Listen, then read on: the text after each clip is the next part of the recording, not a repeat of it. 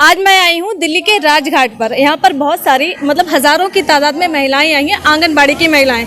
आइए पूछते हैं इनकी डिमांड क्या है। हाँ जी मैम। हाँ जी मैम, आज आप यहाँ पर क्यों आई हैं?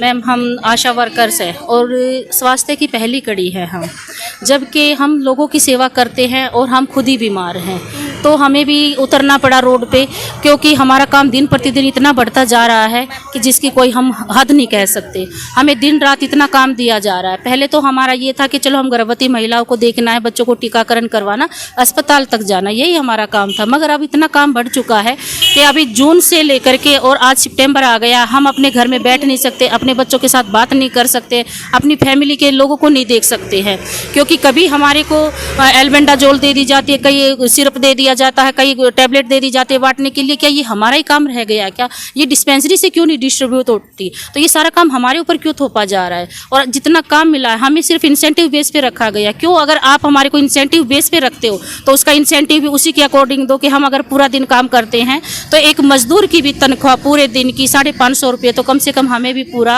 हक मिलना चाहिए, हमें भी 550 रुपये पर डे का मिलना चाहिए।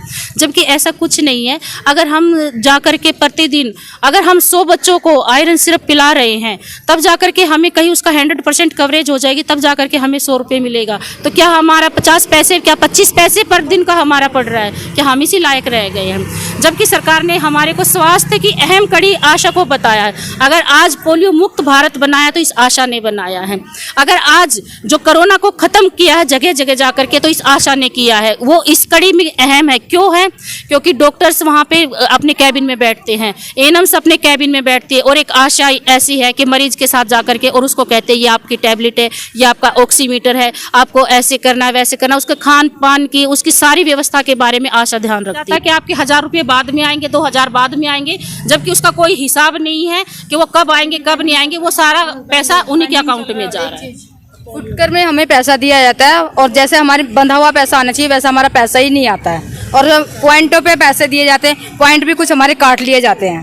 अच्छा, आपके एरिया में मान लो कि जो वर्तमान सरकार है दिल्ली की, ठीक है ना, वो आते हैं वोट मांगने के लिए, या फिर भाजपा सरकार के जो लोग हैं, भाजपा के जो लोग हैं नेता, वो आते हैं वोट मांगने के लिए, तो आप सब लोग उनका स्वागत कैसे करेंगे? अपनी अपनी भाषा में जवाब देना।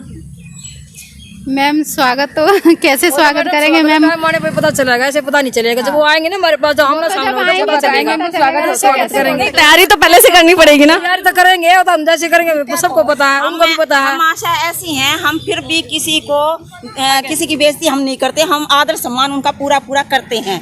जैसा भी हमसे होता है हम सब कुछ करते हैं उनके लिए। वो हम वोट के टाइम पर बताओगे कैसा करेंगे। अब की हमने सोच लिया पक्का, कोविड हो गया, आशा को कोविड हो गया। मतलब एक बात मतलब ये है कि अगर मतलब आज आप रोड पर हैं जिन सरकारों की वजह से, ठीक है ना, तो आप फिर भी उनका दोबारा स्वागत करने के लिए तैयार हैं, वोट देंगे आप, ठीक है ना?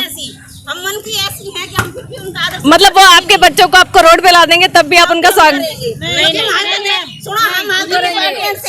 इसलिए अब हमने अपनी मांगे रख दी, अब हम देखेंगे कि उसका क्या रिजल्ट निकलता है, उसी अकॉर्डिंग हम उनका स्वागत करेंगे। वो तो समय बताएगा मैम। क्योंकि अगर हम उनके राज में अगर हम उनकी हेल्प कर रहे हैं और वो हमारे लिए नहीं सोच रहे, तो इससे बुरी बात क्या है? फिर हम उनके लिए क्या सोचेंगे? वो खुद सोचे।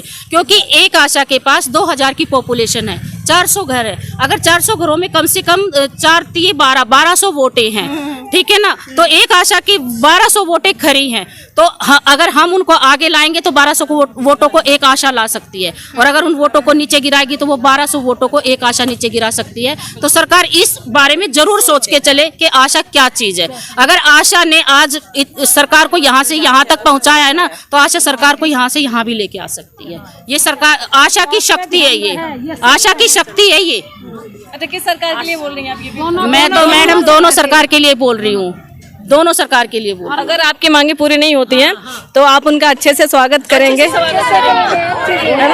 मतलब जो आपका टोटल वोट परसेंट है, जितने लोग आपके मतलब यूनिटी में हैं, जुड़े हुए हैं, आप उनको वोट नहीं करेंगे, भाजपा को और आम आदमी पार्टी को।